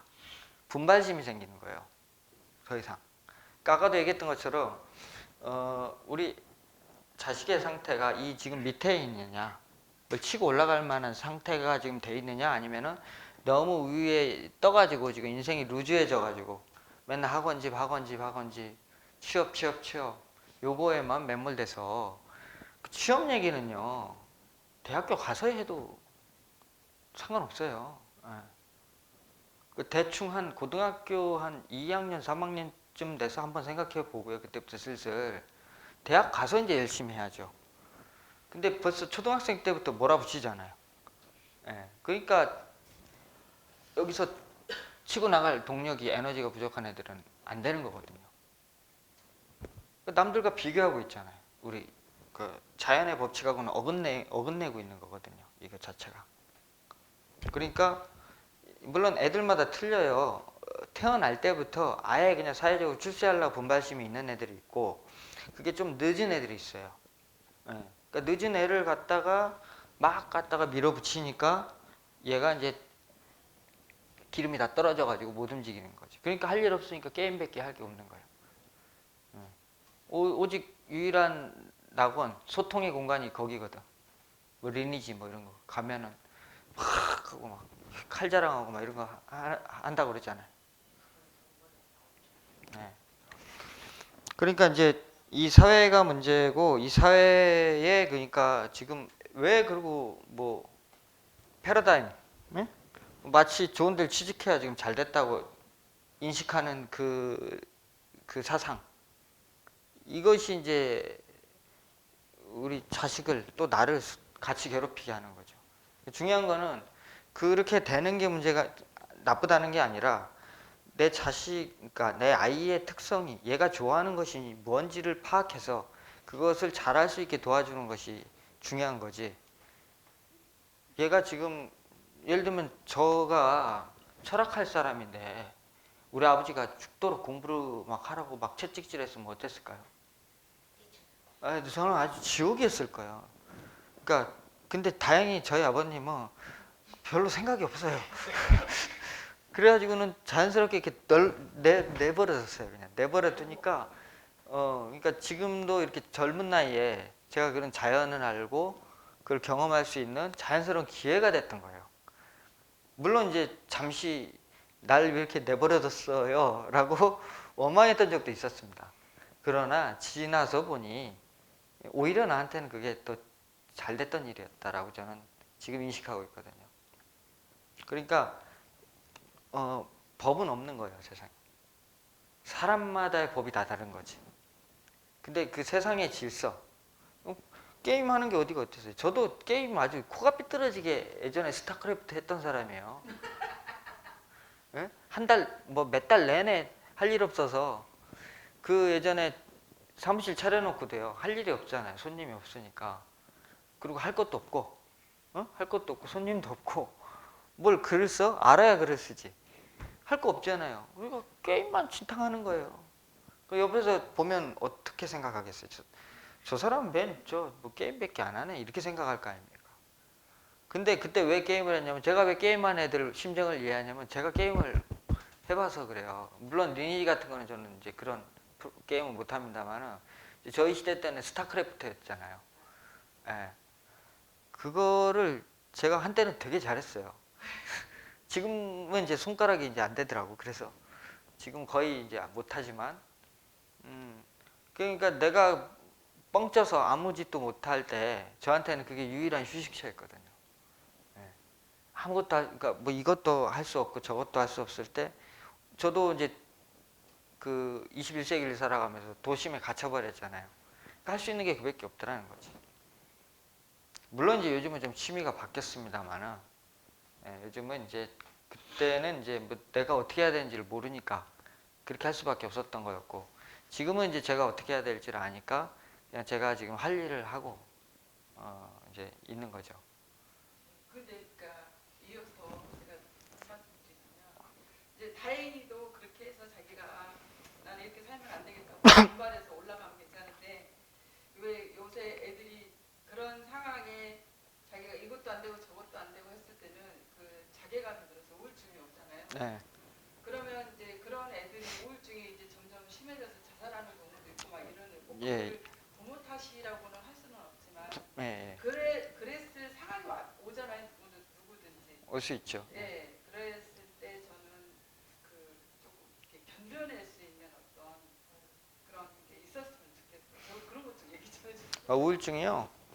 우울증은 왜 오냐면은요. 그 아까도 말씀드렸던 것처럼 소통의 단절이에요. 그러니까 그러니까 누군가가 내 마음을 해주지 못하고, 그러니까 공유할 수 있는 대상이 적어지면 적어질수록 사람이 고립감을 느끼거든요. 그때 우울증이 걸리는 거죠. 근데 아까도 제가 예스맨데라 그랬잖아요. 우리 애가 어떻게 하든 예스 할 수 있어야 되는 거죠. 자살하는 것보다 낫잖아요. 자살할까봐 지금 걱정을 하실 분들이 계시는데 자살하면 안 되잖아요. 그러려면은 소통을 해야죠. 예. 그리고 사주를 보는 이유가 왜 보겠어요? 사주 보면은 공부 안 하는지 나오거든. 게으른지 나오거든. 사주 나눠요? 나오죠. 근데 그게 영원하지가 않단 말이에요. 아무리 길어야 30년이란 말이에요. 아무리 길어야 30년. 근데 뭐 허구한 날 쳐다볼라니 답답하지. 근데 그 답답한 심정은 이해되지만 그럴 수밖에 없는 그 사람과 그러니까 공감을 해야 돼요. 그 소통을 해야 돼요. 소통을 안 하면 죽어버려요. 진짜로. 그러니까 뭐냐면 막히면 죽는 거예요. 사람. 더 이상 누구하고 대화할 대상이 없으면 죽는 거예요. 그런데 이게 아빠하고도 말 안 통하지. 엄마하고도 말 안 통하지. 응? 옆에 선생님도 뭐라 그러지. 어쩌라고. 나도 하려고 하는데 안 되는 걸. 그렇잖아요. 엄마는 왜 재벌 안 되셨어? 그렇잖아. 하려고 하는데 안 되는 한계가 있단 말이죠. 그러니까 애들도 공부 잘하고 싶죠. 근데 안 되는데 그 때가 돼야 아까도 얘기했던 것처럼 여기서 지금 결과 얻으려고 하면 어떤 사람은 여기부터 가는 사람이 있고 어떤 사람은 여기부터 가는 사람이 있단 말이에요. 네?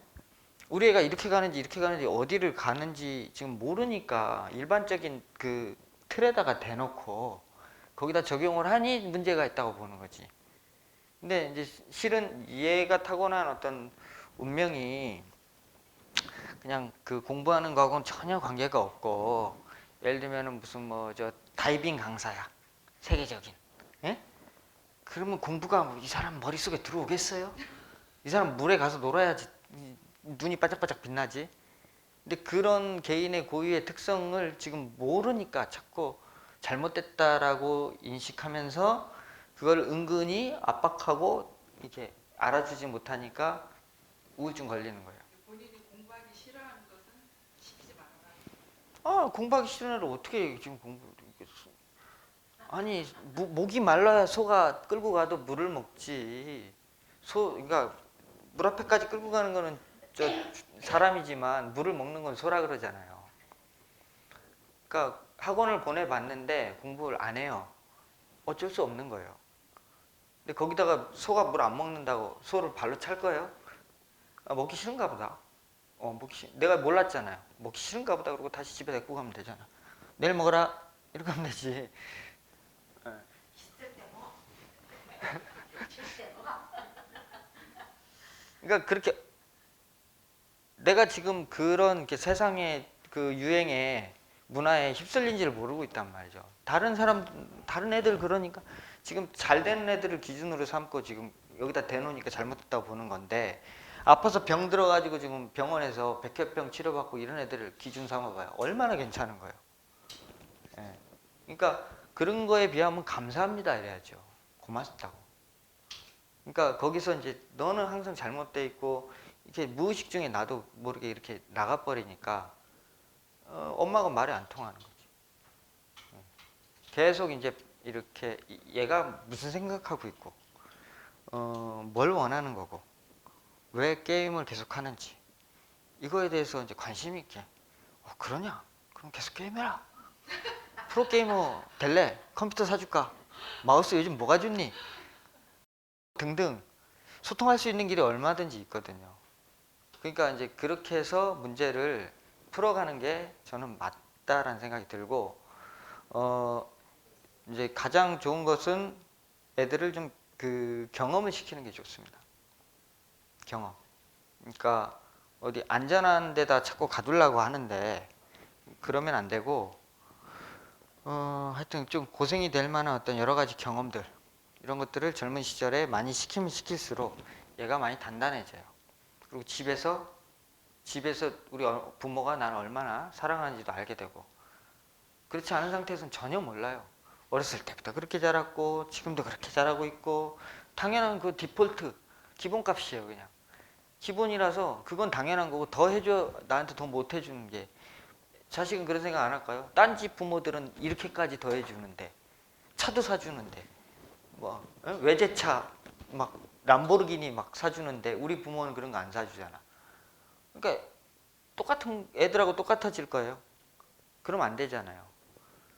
그러니까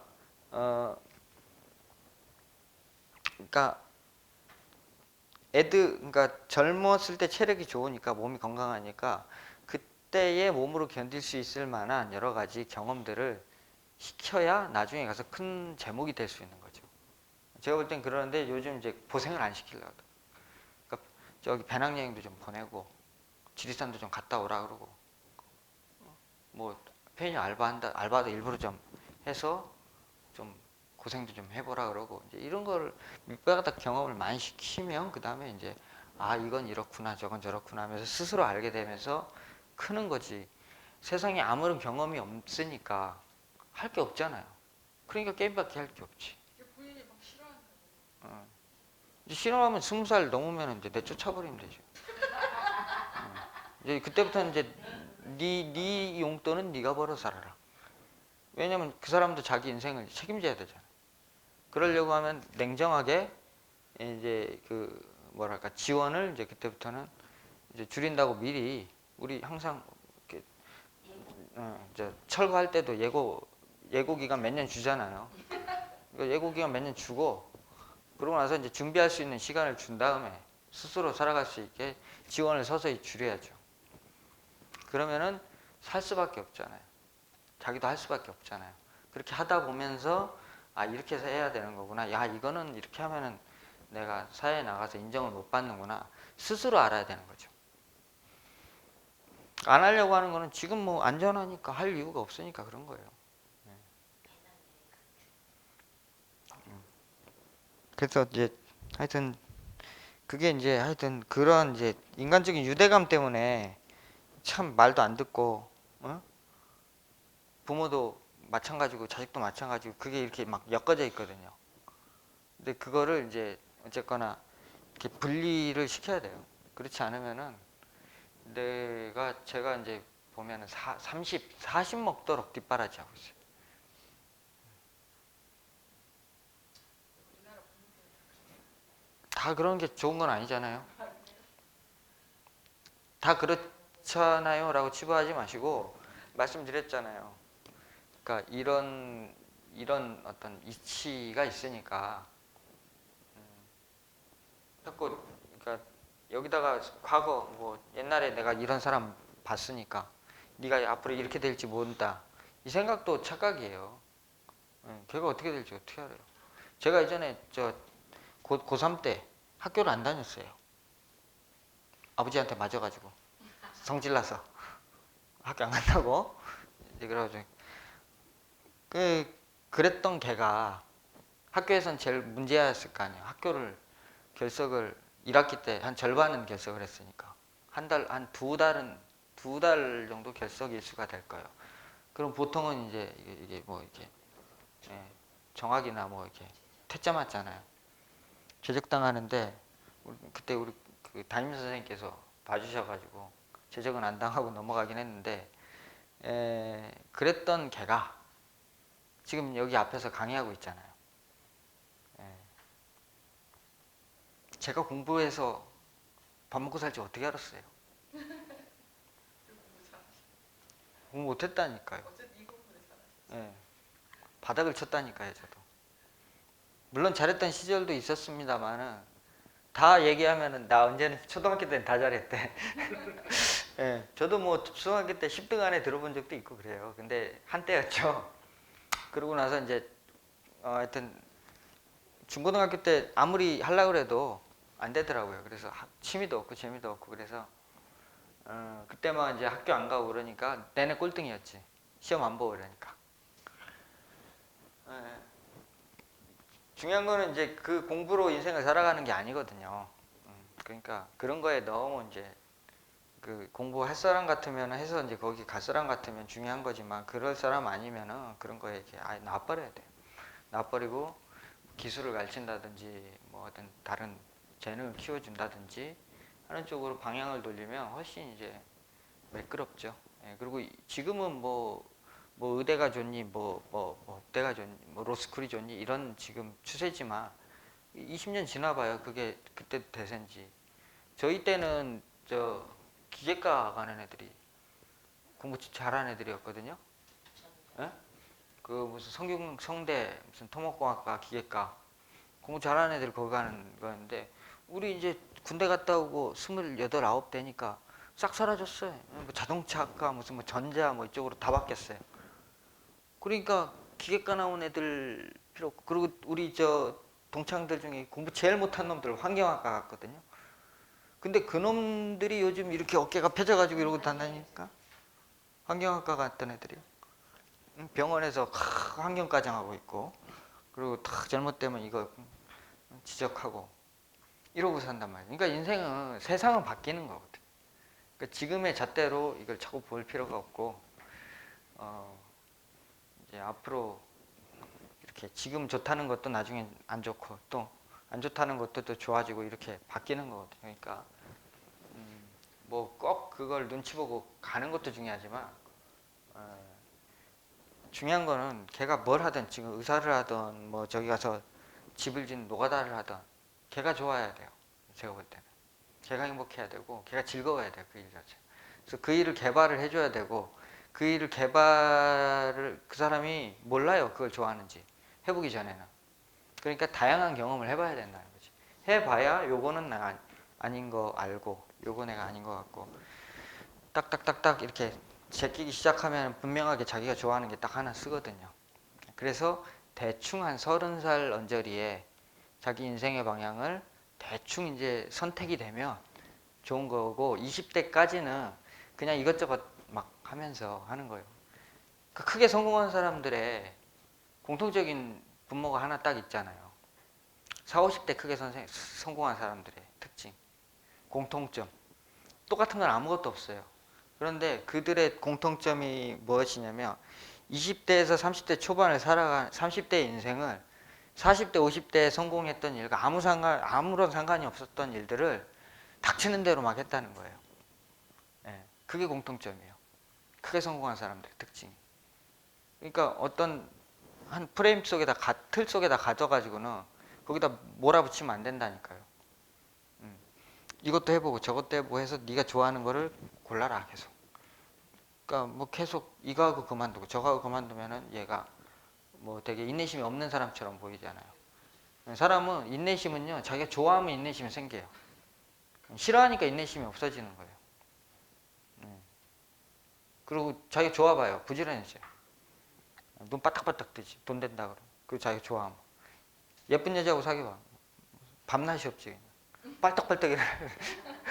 응? 그 더러웠던 놈도 그냥 싹 깨끗하게 씻고 나간다니까요. 좋아하면. 그게 이제 사람이라. 그러니까 조금 더 이렇게 조금 한켠으로 더 물러서시고 지켜보시고 그다음에 좀 더 이렇게 넓은 생각을 가지고 바라보시면 훨씬 더 관계도 더 잘 만들어갈 수 있고 훨씬 더 잘 이렇게 자녀들에게 좋은 엄마가 되실 수 있다라는 생각이 듭니다. 예. 하여튼 예. 하여튼 강의는 여기서 마치도록 하겠습니다. 예.